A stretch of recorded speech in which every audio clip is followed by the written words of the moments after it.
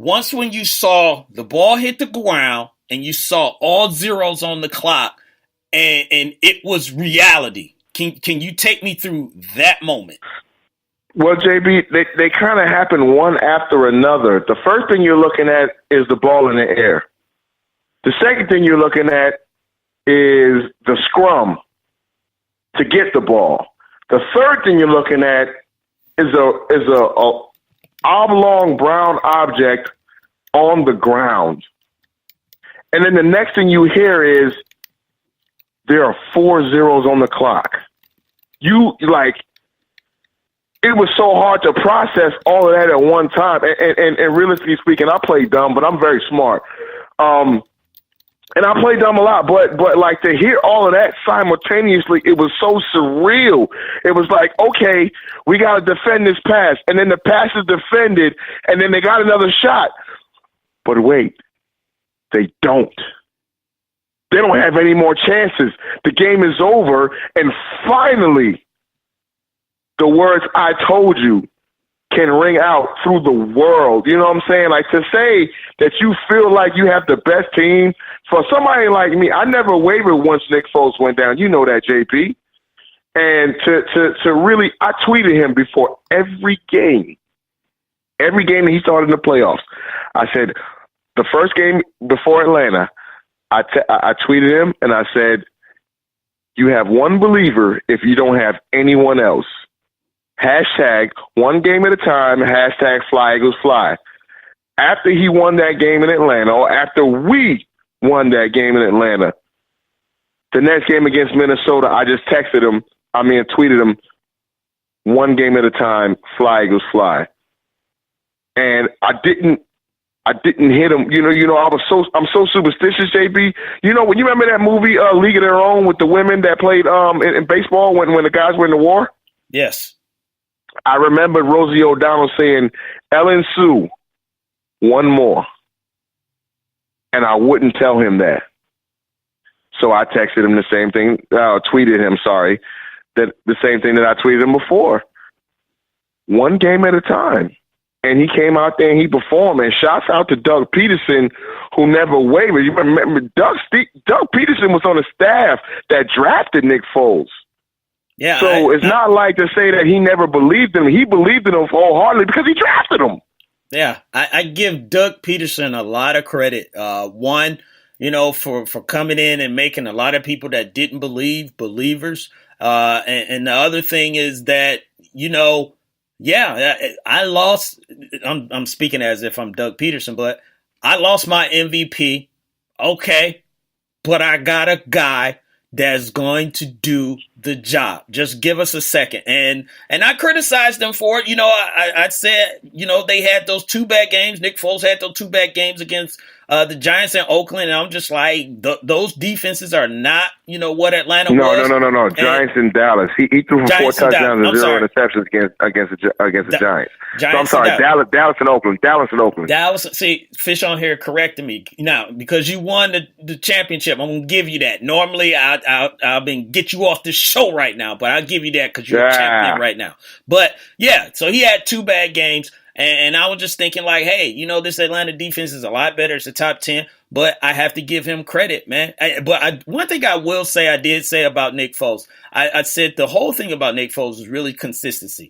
I mean, he did have a 27 touchdown and 2 interception season, and that's not a fluke. That and it was just like, if you got that Nick Foles, then yeah, you're in good shape. And that's exactly what they got. They got a guy who he said himself, he was just like, you know what? I really just stopped thinking too much about it and just started playing. And it seems like that's exactly what happened. And it started a little bit with Atlanta, and obviously it caught on with Minnesota, and it rolled into the Super Bowl. And that's exactly what that man did. He just played. Let me ask you a series of questions, JB. Yes, sir. I'm not sure if it happened. Did Case Keenum make the Pro Bowl this year? No. No, he did not. But he was probably a runner. Did Jared Goff make the Pro Bowl this year? He did, yes. Only because Carson Wentz got put out.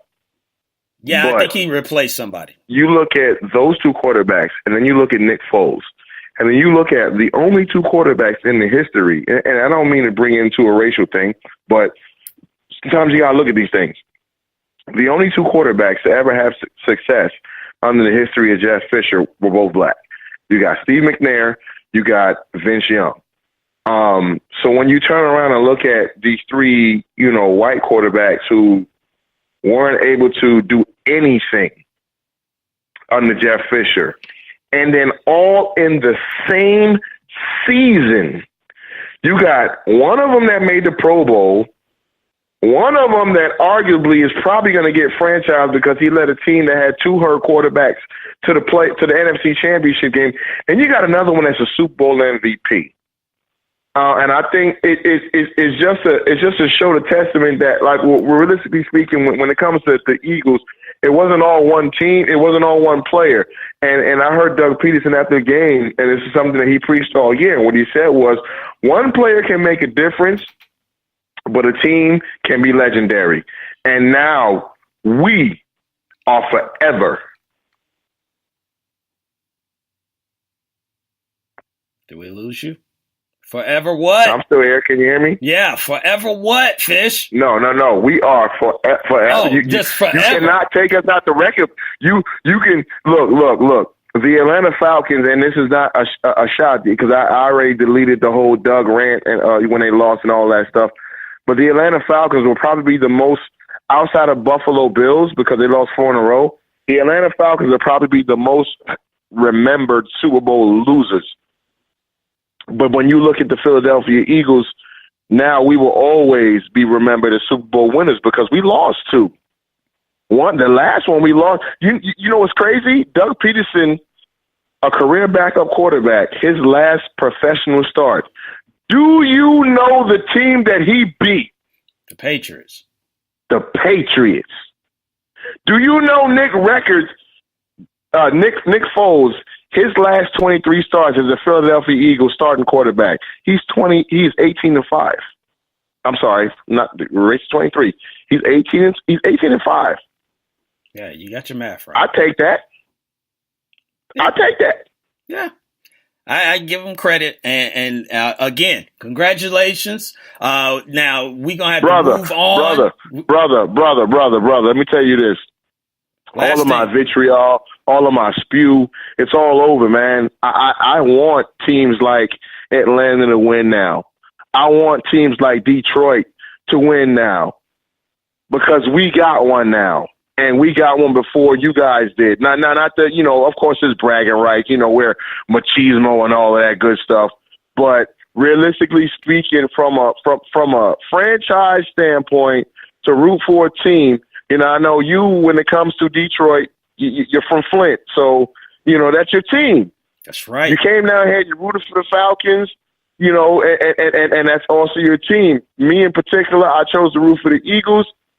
We got it done, and now I want everybody else to get it done too. Now, if it comes to you guys getting it done over us, of course, that's going to be another conversation.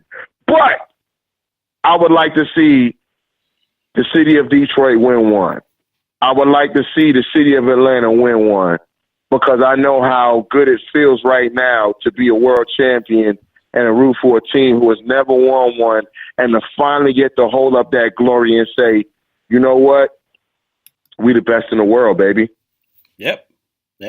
So, ladies and gentlemen, we're going to go ahead and let Fish get out of here. I appreciate you for talking with us. I'm sorry about the technical difficulty that we had, but we got you on, and you got to say your piece. So, congratulations again, sir. And again, thank you for calling in, and we'll talk with you later. Ladies and gentlemen, that it is my man, Jay Fish, the microwave. Thank you, sir.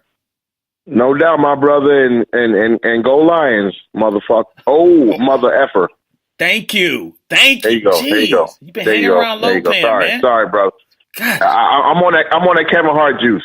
You're about to get denied. So yeah, you're right. So all right, Jay Fish, we'll holler at you later. All right, bro. Love you, man. We be easy. Yep. That was Jay Fish. Hey, and you see, this time he said, love you, bro. And I said, love you back. Last time he got mad at me because, I signed off on the show one time. I said, tell somebody you love them. And then I saw Jay Fish. He said, I love you, man. Now I was watching the game. I was like, oh, okay. And then he got mad at me. So I said it this time. I love you, man. So let's move on. 'Cause we really got deep into that. But also in that game, the Malcolm Butler whole thing, obviously Malcolm Butler only played one snap, which was a special team snap. So everyone was talking about, what is going on? What happened? Why is Malcolm Butler not playing? He played every snap against the Jaguars and all this stuff. And Bill Belichick was basically saying that he made a decision that was the best move, best decision for the team. And this is what Bill Belichick does always. And he's not going to say what it was. Malcolm is not going to lead on to exactly what it was because he had his opportunity to say something. And he didn't. He went on Twitter. He just basically, denied all the stuff that people were saying that, he was at concerts and all that stuff. So all the stuff that he's saying it was false. He declined that stuff, but he did not go into, what he felt might have been, why they didn't have him play. He just said, they gave up on him. There was reports that he was sick all week and Eric Rowe was taking, the first team snaps, and all that stuff. So it doesn't smell right. It doesn't make any sense. Now, Bill Belichick, he has done stuff like this before. He has, a day before the Super Bowl, he sent people home because he bring other people up that he felt will be better and will help out for that particular game, which was the Super Bowl, and that person did not get to play, so that's not a surprise, but it is a surprise that not one defensive snap. Now, and Malcolm Butler said, he could have helped the team win and all this stuff. I'm not buying that. And the reason I'm not buying that is because we don't have anything factually. He plays defense. He doesn't play like the defensive line where, he could disrupt, a run game or rush the passer or anything like that, or a linebacker for a loss. You play corner, so you can impact the game, but it's not really like Malcolm Butler gets into the game and he takes away half of the field. He is a very good player, but he is not, quote unquote, what people call a shutdown corner. So I don't know if he would have been able to do that. And if he did play someone, you got to remember though, Stephon Gilmore did a pretty good job against Alshon Jeffries, and Alshon had, a decent game himself, but Zach Ertz was killing folks, so Malcolm Butler, were you going to cover, Zach Ertz? Probably not. Nelson Aguilar made plays. Were you going to cover Nelson Aguilar? Then Torrey Smith might have would have played. The way Nick Foles was playing, it wasn't like he wasn't just targeting one guy. He was finding the open guy and he was going to it. I mean, when he threw that pass to Clemens, that Clemens, I'm sure Clemens won his number one, receiver on that play. He's open, I throw it to it. So I don't really think that Malcolm Butler could have made as much of a difference unless he's going to take something pick six, if Nick Foles had made a mistake or something like that. But, the whole story about the benching is really fishy, if you ask me. I honestly believe there is something that happened during Super Bowl week. I don't know when it happened, or what it was. But whatever it was enough that Bill Belichick felt that he didn't need to play. And again, we're not talking about, they're saying he didn't start. No, this brother didn't play. All except one special team snap. And I just find that really fishy that I could see Bill Belichick saying, you know what, you're not going to start. We're going to have Eric Rowe. We got a plan in place that we think we can, work in, and then work Malcolm into the rotation. They did not rotate him in at all. And he looked like he was good to go. And some people said he was sick and all that stuff. He didn't look sick to me. Something happened that week, either, directly with him. I honestly think directly with him and Bill Belichick. Some people were saying Bill Belichick, would be petty and not play him. No, Bill Belichick, he will definitely crack that whip. But I don't think at the expense of losing the Super Bowl, he's going to do that, just be like to prove a point. So something definitely, happened. He'll get his point across, and you'll definitely understand he's in charge,